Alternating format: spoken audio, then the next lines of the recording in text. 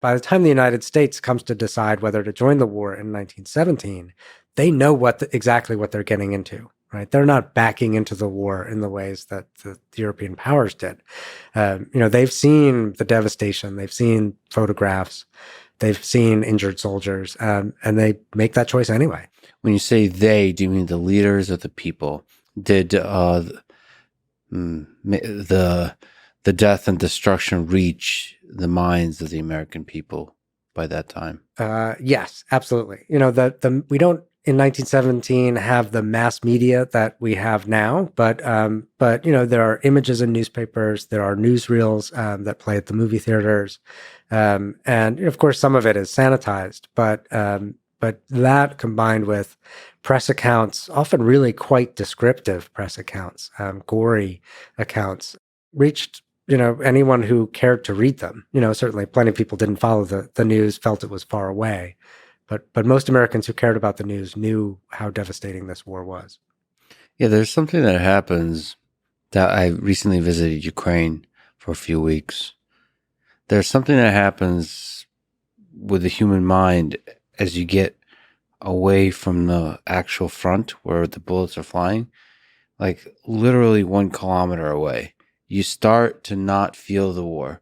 There, you'll hear an explosion, you'll see an explosion, and you start to like get it assimilated to it, or you start to get used to it. And then when you get as far away from like currently what is Kiev, you start to, the war's going on. Everybody around you is fighting in that war, but it's still somehow distant.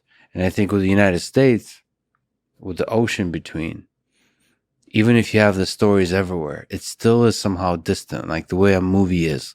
Maybe, yeah, like a movie or a video game. It's somewhere else. Even if your loved ones are going, or you are going to fight. Yeah, that is absolutely the case. And in some ways, that's true even for the home fronts in Europe, except for the areas where, in Belgium and France, where the war is, right there in your backyard. For other people, yeah, there's a distance. And soldiers, of course, feel this very strongly when European soldiers, when they're able to go home on leave, often, deeply resent what they see as the luxury that civilians are living in during the war. So how did U.S. enter the war? Who was the president? What was the dynamics involved? And could it have stayed out? To answer your last question first, yes, right. That the United States could have stayed out of the First World War as a military power. The United States could not have ignored the war completely, right? It shaped everything, right? It shaped trade, it shaped goods and services, agriculture, whether, there was a crop coming, whether there were immigrants coming across the Atlantic to work in American factories, right? So the U.S. can't ignore the war. But the U.S. makes a choice in 1917 to enter the war by declaring war, right, on Germany and Austria. And in that sense, this is a war of choice, but it's kicked off by a series of events. Right. So President Woodrow Wilson has been president through this entire period of time. He has just run in the 1916 presidential election on a campaign to keep the United States out of war. But then in early 1917, the Germans, in some ways, sort of twist the Americans' arms. Right. The Germans' sort of high command comes to understand that, that they're stuck. Right. That they're stuck in this trench warfare. They need a big breakthrough. Their one big chance is to sort of break the blockade, to push through that the British have imposed on them, to break through against France, and so they do. And along with this, they start sinking ships on the Atlantic, including American ships. The Germans know full well this will draw the United States into war. But the Germans look at the United States at this moment, a relatively small army, a relatively small navy, a country that, at least on paper, is deeply divided about whether to join the war. And so they say, let's do it, right? They're not going to get any American soldiers there in time, right? It was a gamble, but I think probably their best chance. They took that gamble. they lost, right? In part because French resistance was strong, in part because Americans mobilized much faster and in much greater numbers than the Germans thought they would. So the American people were divided. The American people were absolutely divided about whether to enter this war, right? From 1914 to 1917, there is a searing debate across the political spectrum. It doesn't break down easily on party lines about whether it was in the U.S. interest to do this, whether American troops should be sent abroad, whether Americans would end up just being cannon fodder for the European empires. Eventually, as American ships are sunk, first in the Lusitania in 1915, then in much greater numbers in 1917, the tide starts to turn, and Americans feel that a response is necessary, and the actual declaration of war in Congress is pretty lopsided, but it's not unanimous by any means. Lopsided towards entering the war. Yeah.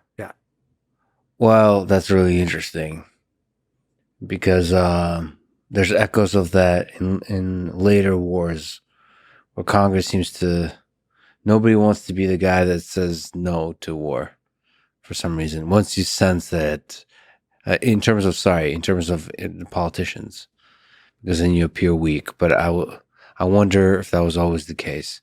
So you make the case that World War I is largely responsible for defining what it means to be an American citizen. So in which way does it define the American citizen?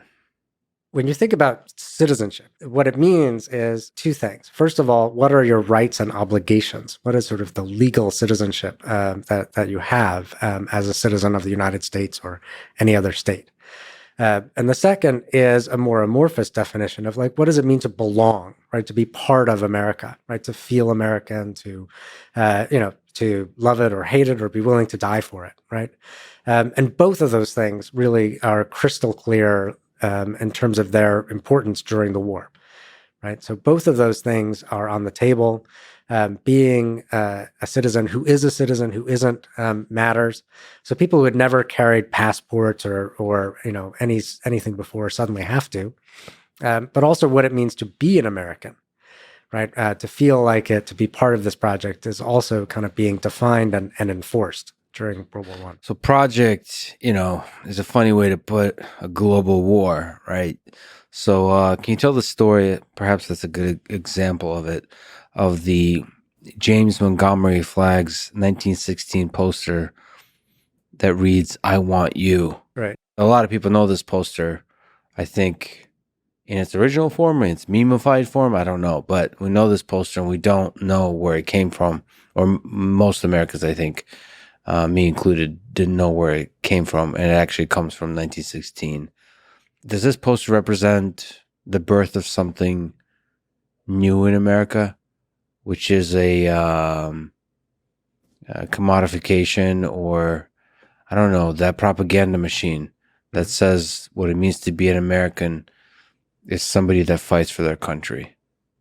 Yeah. So the image, it's in fact, I think one of the most recognizable images, not only in the United States, but in the entire world, right? And you can bring it almost anywhere on Earth in 2022, and people will know what it refers to, right? And so this is an image that circulated first as a magazine cover, later as a recruitment poster, where the figure is Uncle Sam, sort of pointing at the viewer with his finger, sort of pointing and saying, "I want you." Right. And the "I want you" is a recruitment tool to join the US Army. And this image, really kind of starts as a kind of, like I said, a magazine cover in 1916 by the artist James Montgomery Flagg. It initially appears under the heading, "What are you doing for preparedness?" Meaning to prepare in case war comes to the United States.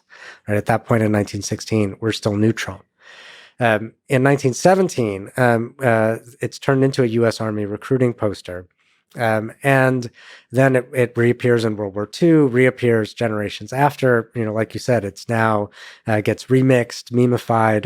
It's all over the place. I think for me, it's a turning point. It's a sort of window into American culture at a crucial moment in our history. where the federal government is now embarking on a war overseas that's going to make enormous demands on its citizens. And at the same time, where sort of technologies of mass production and mass media and what we would probably call propaganda are being sort of mobilized for the first time in this new kind of way. Well, in some sense, is it fair to say that the empire is born? The expanding empire is born from the Noam Chomsky perspective, kind of empire that seeks to have military influence elsewhere in the world. Yes, but I think as historians, we need to be at least as interested in what happens to the people who are getting pointed to by Uncle Sam, right? Rather than just the one, whether he's pointing at us.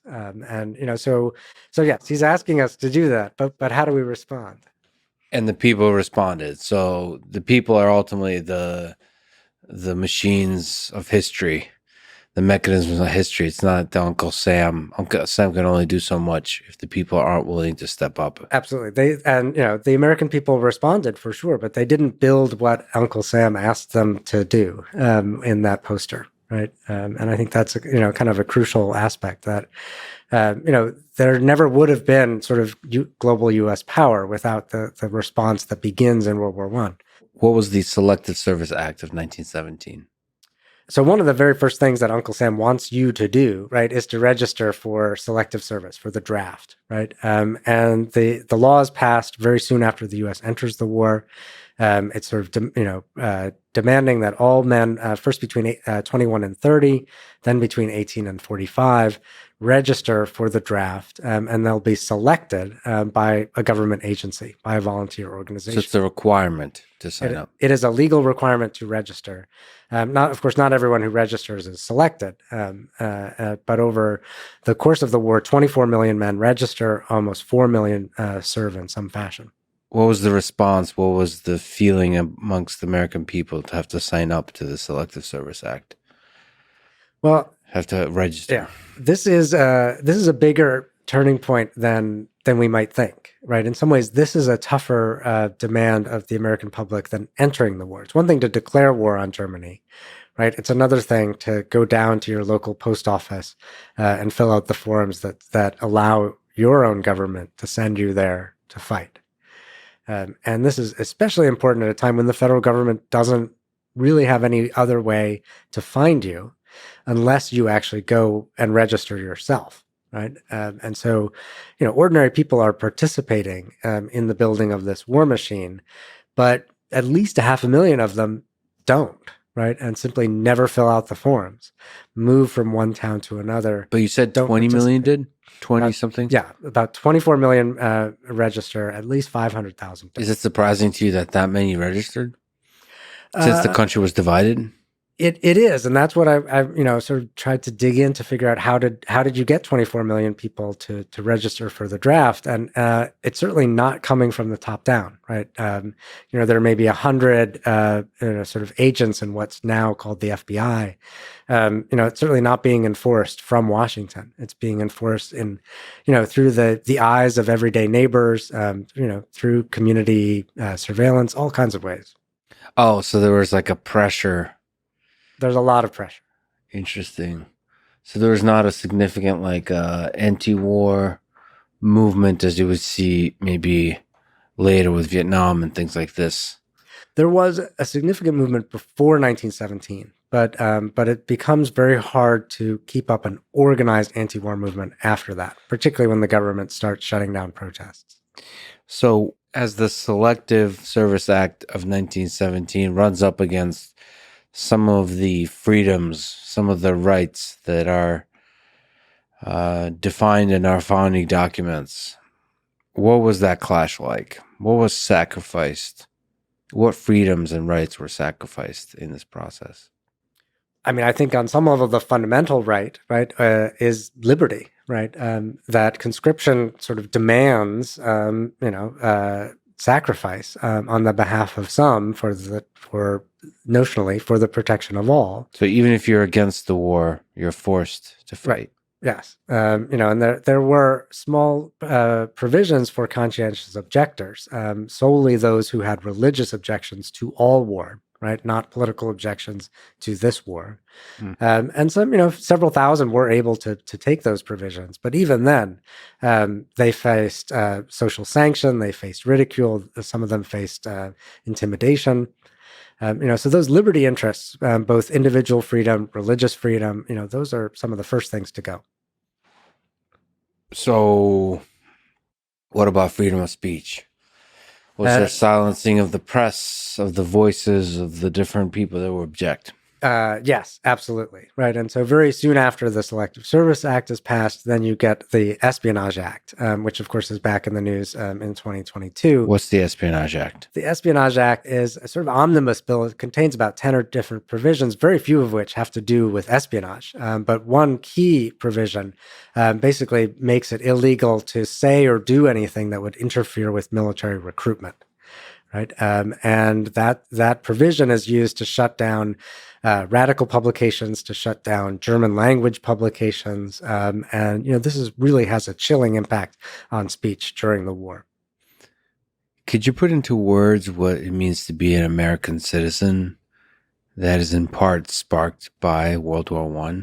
So what does that mean? Somebody that's should be willing to sacrifice certain freedoms to fight for their country. Somebody that's willing to fight to spread freedom elsewhere in the world, spread the American ideals. Like what does that begin to tell the story what it means to be an American? I think what we see is a change, right? So citizenship during World War I now includes the obligation to defend the country, right? To serve, right? And to, if asked, to die for it, right? And we certainly see that. And I think we see the close linkage of military service and U.S. citizenship coming out of this time period. But when you start making lots of demands on people to fulfill obligations, in turn, they're going to start demanding rights. And we start to see, not necessarily during the war, but after, more demands for free speech protections, more demands for equality for marginalized groups. And so, obligations and rights are sort of developing in a dynamic relationship.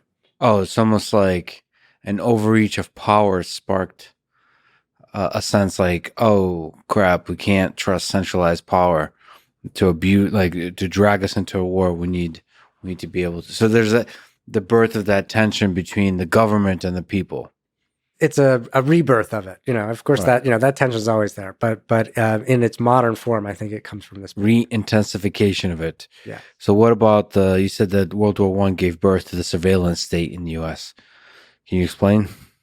Yeah, so the Espionage Act, sort of empowers federal organizations to watch other Americans. They are particularly interested in anyone who is obstructing the draft, anyone who is trying to kind of organize labor or strikes or radical movements, and anyone who might have sympathy for Germany, which basically means all German Americans come under surveillance. Initially, this is very small scale, but soon every government agency gets involved, from the Treasury Department Secret Service to the Post Office, which is sort of reading mail, to the Justice Department, which mobilizes 200,000 volunteers. Yeah. It's a really significant enterprise. Much of it goes away after the war. But of all the things that go away, this core of the surveillance state is the thing that persists most fully. Is this also a place where the size of government starts to grow in these different organizations, or maybe creates a momentum for growth of government? Oh, it's exponential growth, right? That over the course of the war, by almost any metric you use, right? The size of the federal budget, the number of federal employees, the number of soldiers in the standing army, all of those things skyrocket during the war. They go down after the war, but they never go down to what they were before. And probably gave a momentum for growth over time. Yes, absolutely. Did World War I give birth to the military-industrial complex in the United States? So, war profiteering. expanding of the war machine in order to financially benefit a lot of parties involved. So I guess I would maybe break that into two parts, right? That on the one hand, yes, there is war profiteering. There are investigations of it.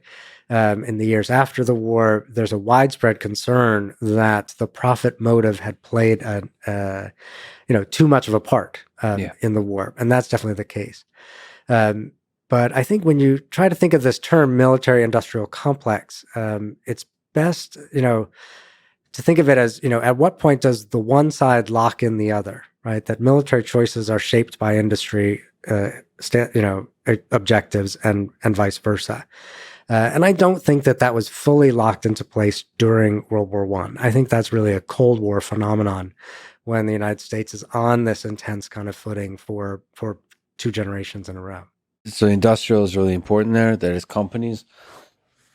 So before then, weapons of war were funded directly by the government. Were like who was manufacturing the weapons of war?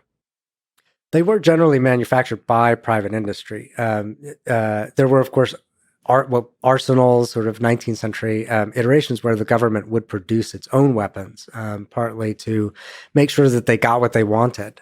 But most of the weapons of war for all of the European powers and the United States are produced by private industry. So why do you say that the military-industrial complex didn't start then? What was the important thing that happened in the Cold War? I think one way to think about it is it's the Cold War is a point at which it switches from being a dial to a ratchet, right? So during World War One, the relationship between the military and industry dials up, fast and high, and stays that way, and it dials back down. Mm-hmm. Whereas during the Cold War, sort of the relationship between the two often looks more like a ratchet. Yeah, it becomes unstoppable. It goes up again. In the way that you start, I think, the way the military-industrial complex is often discussed is as a system that is unstoppable. Right. And like it expands. It almost, if you take a very cynical view, it creates war so that it can make money. It doesn't just find places where it can help through military conflict. It creates tensions that directly or indirectly lead to military conflict that it can then fuel and make money from. That is certainly one of the concerns of both people, who were critical of the First World War, and then also of Dwight Eisenhower, right, when he's president and sort of in his farewell address, where he sort of introduces the term military-industrial complex. And some of it is about the profit motive, but some of it is a fear that Eisenhower had, that no one had an interest in stopping this, right, and that no one had a voice in stopping it, and that the ordinary American could really do nothing to sort of to dial things down. Is it strange to you that we don't often hear that kind of speech today, with like Eisenhower speaking about the military-industrial complex? So, for example, we'll have people criticizing the spending on war efforts, but they're not discussing the machinery of the military-industrial complex, like the basic way that human nature works, that we get ourselves trapped in this thing. They're saying like there's better things to spend money on, versus describing a very seemingly natural process of when you build weapons of war, that's going to lead to more war. Like it pulls you in somehow. Yeah, I would say throughout the Cold War, and even after the end of it, there has not been a sustained conversation in the United States about our defense establishment, right? What we really need, and what serves our interest, and to what extent sort of other things like market forces, profit motives, belong in that conversation. What's interesting is that in the generation after the First World War, that conversation was on the table, right? Through a series of investigations in the U.S., the Nye Committee, in Britain, a royal commission, journalistic exposés. This would have been just talked about constantly in the years between about 1930 and 1936, as people were starting to worry, right, that storm clouds were gathering in Europe again. Yeah, but it always seems like those folks get pushed to the fringes. You're made an activist versus versus a thinking leader. Those discussions are often marginalized, framed as conspiracy theory, et cetera. I think it's important to realize that, in the generation after World War I, this was a serious civic conversation. It led to, sort of investigations of defense sort of finance. It led to experiments in Britain and France in public finance of war material. And I think those conversations need to be reconvened now in the 21st century.